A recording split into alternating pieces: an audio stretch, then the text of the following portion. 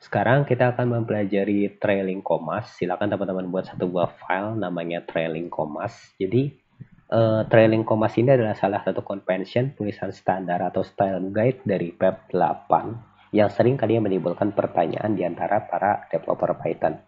Meskipun terlihat sepele, pemahaman yang baik tentang trailing commas dapat membantu untuk meningkatkan kualitas kode dan memperbaiki keberlanjutan project. Jadi, apa sih sebenarnya trailing commas? Jadi, trailing commas ini adalah koma tambahan yang maksudnya yang ditempatkan setelah elemen terakhir dalam sebuah tuple, list atau dictionary literal. Contoh, fruits, fruits. Nah, misalkan di sini ada apple. Nah, koma, kemudian ada banana, koma. Misalkan apalagi ya, satu lagi misalkan ada orange. Nah, seperti ini. Di contoh ini, trailing commas ditempatkan setelah orange. Walaupun pada dasarnya kita juga nggak harus menggunakan koma sih, tapi kita bisa menggunakan tanda koma di sini. Pada dasarnya, trailing commas ini tidak memberikan informasi tambahan tentang data yang disimpan, tetapi dapat memberikan beberapa keuntungan dalam tulisan kode. Keuntungan tulisan trailing commas yang pertama itu memudahkan penambahan elemen baru. Dengan menggunakan trailing commas, penambahan elemen baru ke dalam tuple, list, atau dictionary literal dapat dilakukan dengan lebih mudah. Kita hanya perlu menambahkan elemen baru tanpa perlu mengubah atau menghapus koma terakhir. Contoh, fruits, atau kita gunakan yang ini aja kali ya, yang sudah ada.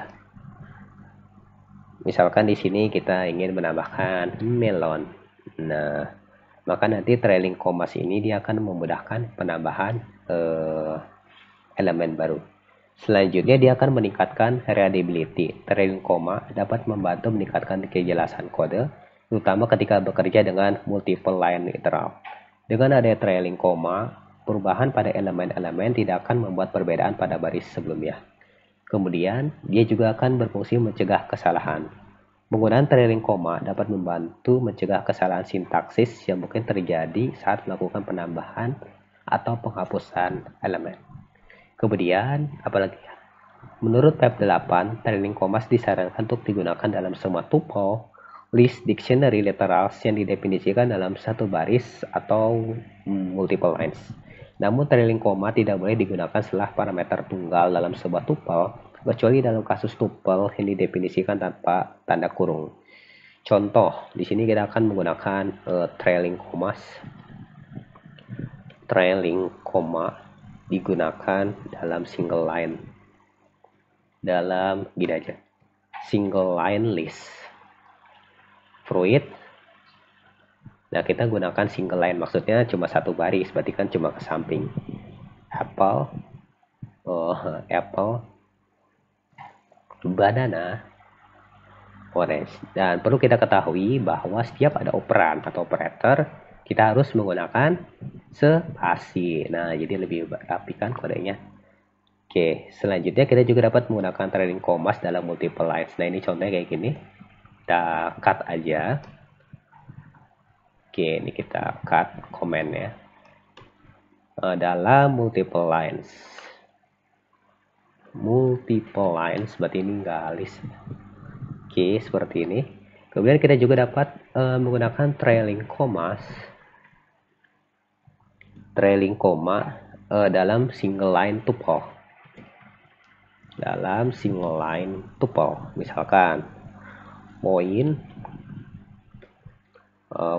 sama dengan 10, spasi 20, spasi 30.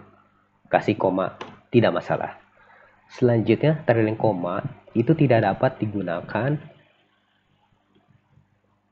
Trailing koma tidak dapat digunakan dalam single line tuple dengan satu elemen.